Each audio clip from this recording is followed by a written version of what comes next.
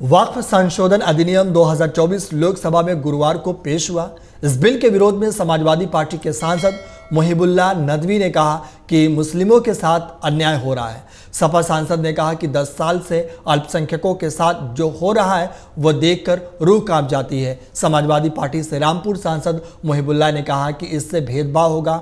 Collector को कई अधिकार दिए गए हैं। मेरे मजहब की चीज़ें कोई दूसरा कैसे तय करेगा? मजहब में दखल अंदाजी है। ये संविधान बचाने के लिए कहीं जनता सड़कों पर ना आ जाए। ये बातें रामपुर के सांसद ने कही है। वही रामपुर के सांसद ने आगे कहा कि कुरान में क्या लिखा है ये तय आप करेंगे या हम तय करेंगे?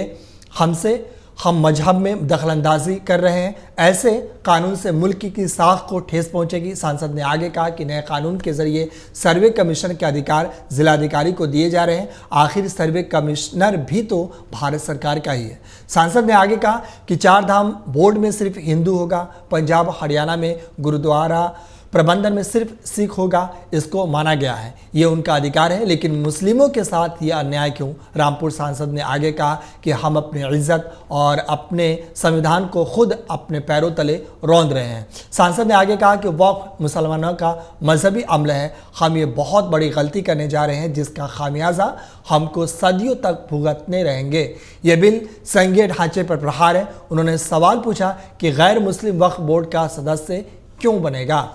जनाब सदर, मैं आपकी तवज्जो इस तरफ चाहता हूं आपके माध्यम से कि मैं वाहिद आदमी हूं इस सदन में जिसमें 1 मैन कमेटी आपके द्वारा बनाई गई सरकार के, और मैं उसमें पेश हुआ 123 प्रॉपर्टी में।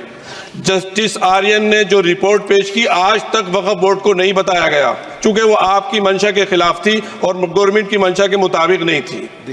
123 प्रॉपर्टी में जब मंशा के खिलाफ हमारे नहीं आई, मंशा के मुताबिक नहीं आई, तो हमने 2 मैन कमेटी बनाई और 2 मैन कमेटी ने भी कोई रिपोर्ट वक्फ बोर्ड को नहीं दी। जबकि वक्फ एक्ट जो है 1995 जो है वो पार्लियामेंट से पास शुदा है कि हम पार्लियामेंट के जो एहतराम है उसका नहीं कर रहे, उसके हुकूक का। इसी तरह से सर सूबाई हुकूमतों को इख्तियार दिया गया।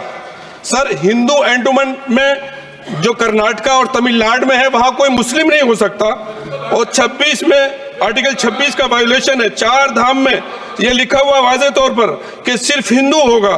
बिहार उड़ीसा में भी यही लिखा हुआ है।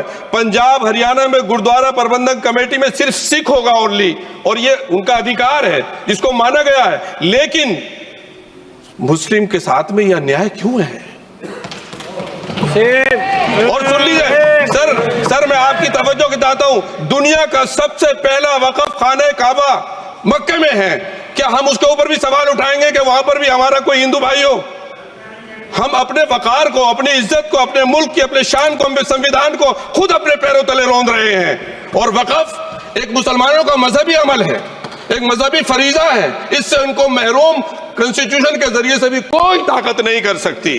सर ये हम बहुत बड़ी गलती करने जा रहे हैं जिसका खमियाजा हमें अभी नहीं सदियों तक हम भुगतते रहेंगे, क्योंकि हम खुद अपने कॉन्स्टिट्यूशन को, संविधान को, उसकी पामाली कर रहे हैं। अगर हमें इस सिलसिले में मैंने सर पूरा मैंने उसको मध्यम से पढ़ा है और मैंने पूरी 40 तरामीम जो उसमें गलत है उसको लिखकर जो है वो मैं लेकर आया हूँ। सर इसके जरिए से सरकारी अमले को बाज़ाब्ता तौर पर यह हक आखिर कलेक्टर को दिया जा रहा है। सर्वे कमिश्नर के इख्तियारात खत्म किए जा रहे हैं। आखिर सर्वे कमिश्नर भी तो गवर्नमेंट ऑफ इंडिया का होता है। सर ऐसे कैसे कर सकते हैं हम? और फिर सर उसमें मेरे मजहब के मुतालिक चीजें हैं तो वो कैसे कोई दूसरा तय करेगा? क्या कुरान में क्या लिखा है, फिक़ा में क्या लिखा है, इस्लाम में क्या लिखा है, ये आप तय करेंगे या मैं तय करूंगा? सर इससे हम मजहब में दखल अंदाजी कर रहे हैं, इंटरफेरेंस ऑफ द रिलीजन कर रहे हैं। सर इस तरह के कवानीन से मुल्क की साख को नुकसान पहुंचेगा।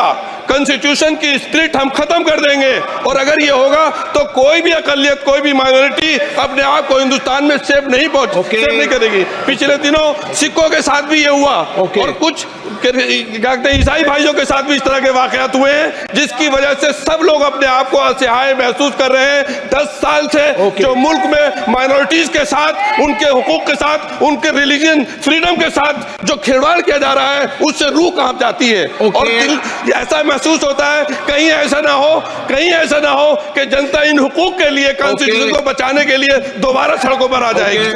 अगर आप ये वीडियो YouTube पर देख रहे हैं तो हमारे चैनल को सब्सक्राइब करें और बेल आइकन को दबाना ना भूलें। अगर आप Facebook पर ये वीडियो देख रहे हैं तो हमारे पेज को लाइक करें।